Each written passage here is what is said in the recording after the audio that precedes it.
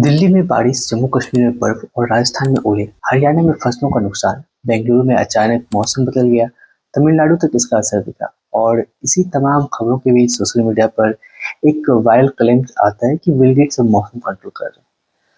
और ये बात इसलिए भी मायने रखती है क्योंकि रिसेंटली बिल गेट्स का नाम एप्स्टीन फाइल में आता है और कुछ रिसर्च पेपर में इसके नाम चेंजेस करने के लिए लाइक क्लाइमेट चेंजेस के नाम्स भी एप्स्टीन फाइल के मेल्स में जिक्र होता है।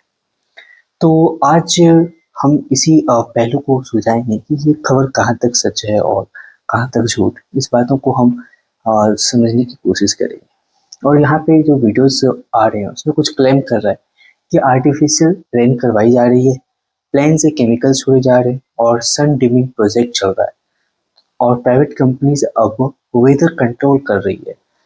लेकिन सवाल है, क्या सच में मार्स की बारिश बिल गेट्स का एक्सपेरिमेंट है या फिर ये ज्योग्राफी का एक नॉर्मल नेचुरल प्रोसेस है जिसे हम इग्नोर कर रहे हैं। आज की इस डॉक्यूमेंट्री वीडियो में हम वाइल्ड क्लेम्स का सच जानेंगे, सोलर जियो इंजीनियरिंग क्या होती है समझेंगे और ये इसके पीछे किस साइंटिफिक बातों का रीजन है, उन सारी रीजनों को हम समझेंगे। वीडियो एंड तक देखिए क्योंकि जो सच आपको मिलने वाला है वो सोशल मीडिया से बिल्कुल अलग है। अब सबसे बड़ा सवाल आता है कि मार्च में इंडिया भर में बारिश क्यों हो रही है, वो भी बेमौसम। देखो, मार्च नॉर्मली इंडिया में प्री समर का ट्रांजिशन पीरियड होता है और इस वक्त नॉर्मली टेम्परेचर बढ़ने लगता है, ड्राई विंड्स एक्टिव होती हैं और रबी क्रॉप्स हार्वेस्टिंग स्टेज में होती है।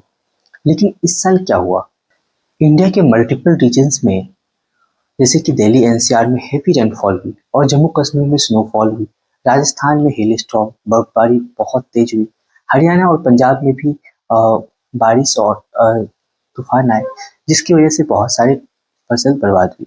कर्नाटक में भी अनसीजनल रेन देखे गए, तमिलनाडु में भी सडन वेदर शिफ्ट दिखा और इसी अनयूजुअल टाइमिंग में कंफ्यूजन क्रिएट किया कि लोगों को लगा ये नॉर्मल नहीं हो सकता और यहीं से कॉन्स्पिरेसी थ्योरी स्टार्ट हो गई। सोशल मीडिया पर वायरल क्लेम है बिल गेट्स वेदर कंट्रोल कर रहे हैं।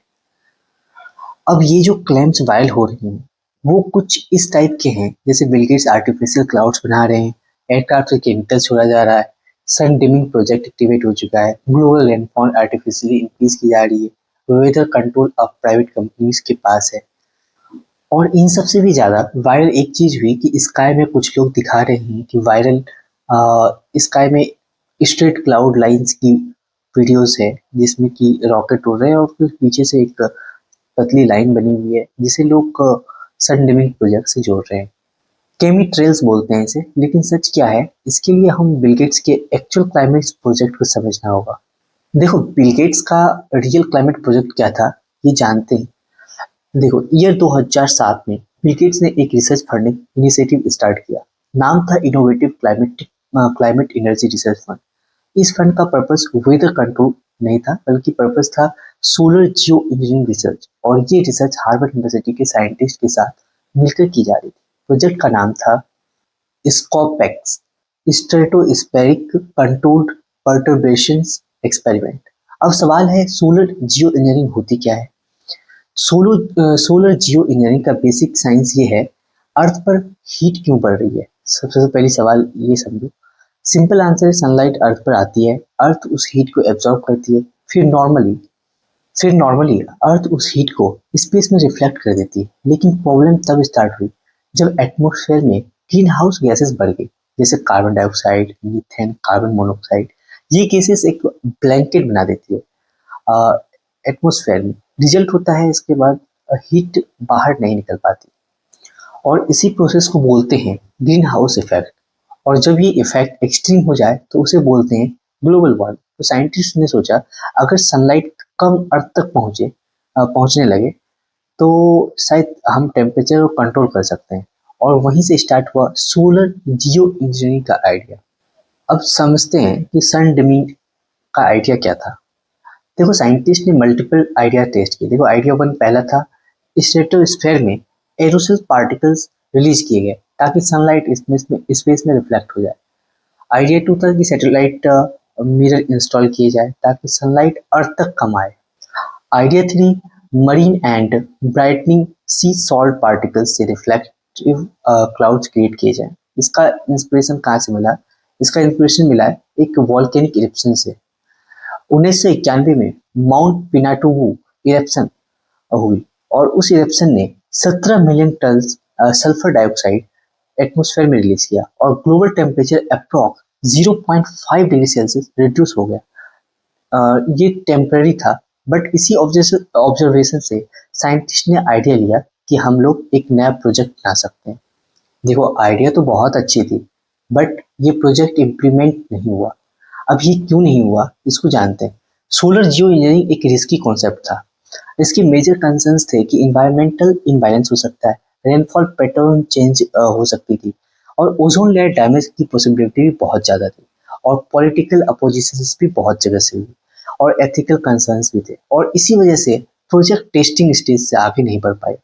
लेटर रिपोर्ट में कंफर्म हुआ प्रोजेक्ट फुल्ली डिप्लॉय नहीं किया गया और दिसंबर 2025 तक स्टेटमेंट में भी क्लेरिफाई हुआ सन डिमिंग का रियल वर्ल्ड इम्प्लीमेंटेशन नहीं हो रहा है। इंपॉर्टेंट पॉइंट, ये प्रोजेक्ट रेनफॉल क्लिप करने के लिए नहीं था, सिर्फ सनलाइट रिड्यूस करने के कॉन्सेप्ट पर बेस्ड था। तो वायरल क्लेम यहीं पर फेल हो जाता है। आर्टिफिशियल रेन का कॉन्सेप्ट एग्जिस्ट करता है, उससे बोलते हैं क्लाउड सीडिंग। इसमें यूज होता है सिल्वर आयोडाइड पार्टिकल्स एयरक्राफ्ट के थ्रू क्लाउड्स में इंजेक्ट किया जाता है। पर्पस इसका ये होता है कि एग्जिस्टिंग क्लाउड्स को रेनफॉल के लिए स्टिमुलेट करना। इंपॉर्टेंट क्लेरिफिकेशन देखो, ऐसा है कि cloud seeding new clouds create नहीं करती, सिर्फ एग्जिस्टिंग क्लाउड को ट्रिगर करती है। देखो, लेकिन ये जो प्रोसेस है, इसका करंट मार्च रेनफॉल के क्लाउड सीडिंग से कोई रिलेशन नहीं है। देखो, इसका रियल रीजन ये नहीं था, कुछ और था। इसका रियल रीजन है वेस्टर्न डिस्टर्बेंस।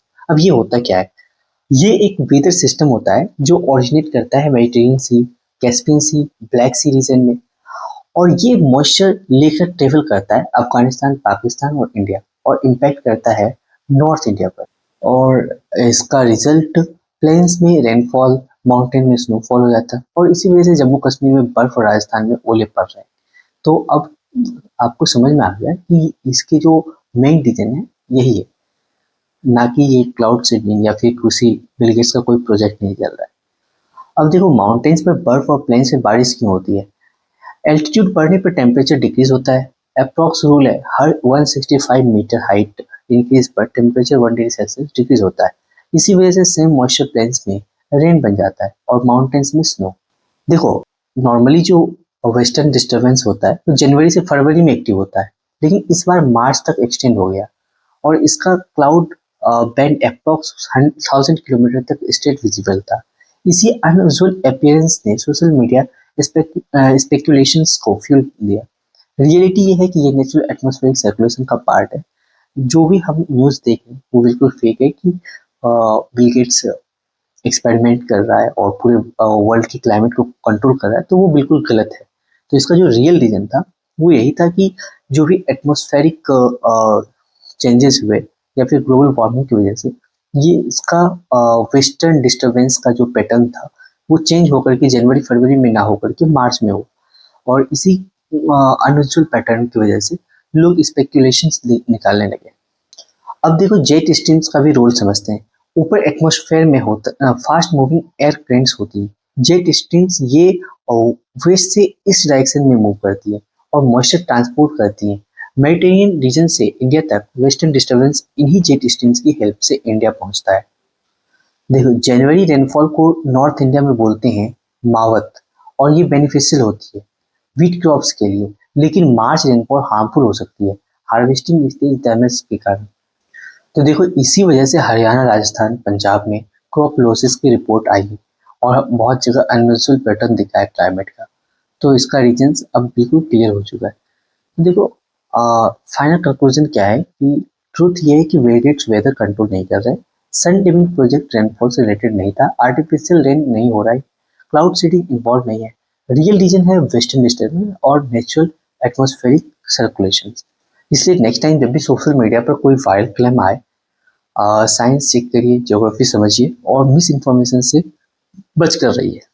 अगर आपको ऐसी साइंटिफिक एक्सप्लेनेशन वाली वीडियोस पसंद है तो हमारे चैनल को सब्सक्राइब जरूर कीजिए, क्योंकि यहाँ पर वायरल क्लेम का सच मिलता है और हम कोशिश करते हैं कि जो भी सोशल मीडिया पे एक अलग तरह की वायरल कंटेंट चलती है जस्ट टू गेन व्यूज, हम उसको डिबंक करें और एक सही न्यूज़ आप तक पहुंचाएं। धन्यवाद। Thank you.